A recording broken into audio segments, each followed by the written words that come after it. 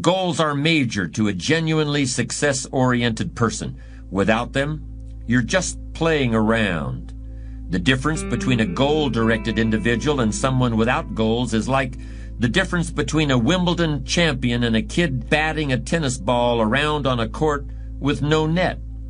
No opponent to bring out the best in him, and no way of keeping score. Despite everything that's been written about the importance of goal setting, very few people actually put it into practice. It's always amazed me the way the average guy puts more thought and effort into planning his 2-week vacation than he devotes to planning his life. What's he taking a vacation from? He hasn't really decided what he's trying to do in life, but for 2 weeks out of the year, he just decides he wants to do something else. And this is what he plans very carefully. Challenge creates strong character, and goals represent challenge in its most positive form. Leaders have their personal goals clearly in focus, as well as the goals of the organization. In fact, one of the principal responsibilities of leadership is defining goals for the vast majority of people who aren't able to do it for themselves. Over the years, I've developed some ideas about effective goal setting, and I'd like to share those with you in a moment. And I also want to point out some traps of goal-directed behavior that aren't usually talked about, but that certainly ought to be. When I was a kid, I used to dream what it would be like to buy a ticket on a railroad train and just go someplace. I really didn't think about where I'd be going or how long it would take to get there. I just loved the idea of getting on the train and just letting it take me someplace. I guess there's still something appealing about that idea, but it's not really the way you want to live your life as a mature human being. When you grow up, you buy a ticket on a train or a plane because you want to go someplace, and you know exactly where you're going. You may have to change planes in a different city, your flight may be canceled, and you may have to switch to another flight.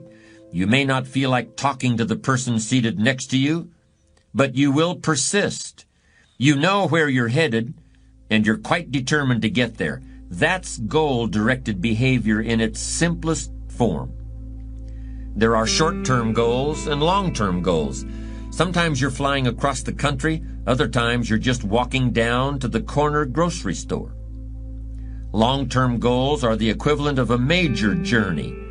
When you reach the point where you've achieved your long-term goals, your life will be fundamentally changed, and the process of getting to that point will transform you into a stronger, wiser, higher-performing person than you are now. How can you identify your long-term goals? On a sheet of paper or in a notebook, write these 5 headings. Number 1, what do I want to do?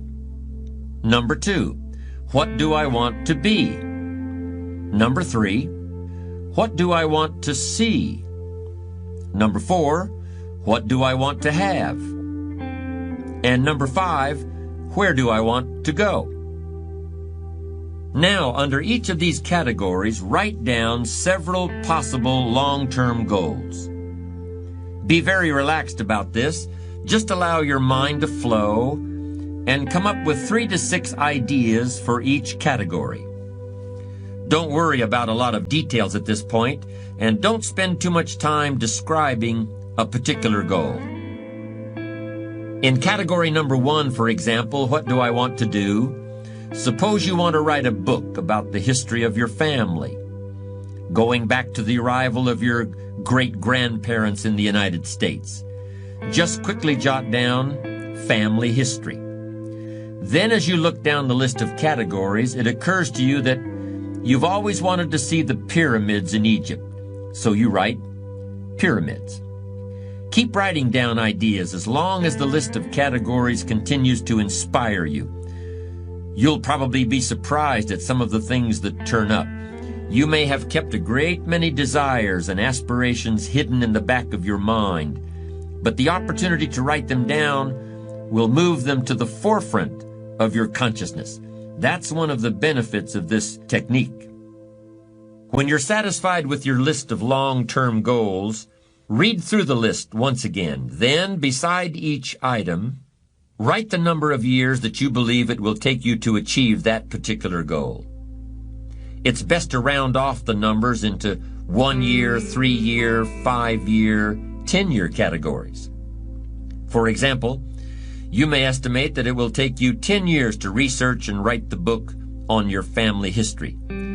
But you'll need only 5 years to get yourself into a position where you can take a trip to the pyramids. Create a time frame like this for every one of your long-term goals. Immediate goals, those that will take less than a year to achieve, are important too, of course, and we'll deal with those separately in a moment. When you're finished entering your time frames, there should be a fairly balanced distribution of all your goals. If there are many 1- and 3-year objectives, but only a few in the 10-year category, maybe you need to think more about what you really want your life to add up to. What kind of life you really want to build over the long run. But if there's a preponderance of 10-year goals and relatively few of the shorter-term variety, this may be an indication that you're putting things off, that you're focused too much on where you'll be at the end of the day and not enough on what you can accomplish right now. Keep working on your list, adding and subtracting goals with various time frames until you've created a more or less even distribution. Now comes the really challenging and interesting part. So far, you've just been adding things to the list, but now it's time to start making some selections. Now you're going to start asking yourself, what's really important compared to what might just be sort of fun? Choose 4 goals from each of the 4 time frames, 1 year, 3 year, 5 year, and 10 year. Now you have 16 separate goals. So far, you've only referred to them in shorthand fashion, but now you're going to start seeing them very, very clearly in your mind's eye. You're going to see each goal just as if it were being realized this very minute. And you're going to write down a detailed description of exactly what you see. Do you intend to open a handmade furniture store in 3 years? What will the store look like from the street out front? Will there be gold leaf lettering on the windows? Or will there be a sign hanging over the door instead? How many square feet will the store contain? Will there be a showroom area for the furniture in front and a workspace in back? Or will the furniture be built at a different location? Do you intend to have any employees, or will you run the business entirely by yourself? Think of all the questions that need to be answered in order to see your goal with absolute clarity. And then write the information down in a notebook or on a piece of paper. That will become one of your most important personal possessions. But that's not all. Any goal is a powerful motivator only if there's a powerful reason behind it. Why do you want to achieve your goals? Why do you want to own a handmade furniture store, or a private airplane, or a newspaper in a small town in Vermont? Why do you want to compete in a triathlon, or visit the Australian outback, or be the first woman in your family to earn a PhD? Write down your reasons for wanting each goal in the same degree of detail that you use to write your descriptions. If you can't find a clear and convincing reason for each of your 16 goals, do some serious reevaluating. You may have more whims or pipe dreams than real goals, and now is the time to make that discovery. Keep working on your list until you have 16 clearly envisioned, strongly motivating, long-term goals. Review what you've written at times, and keep track of your progress toward these objectives.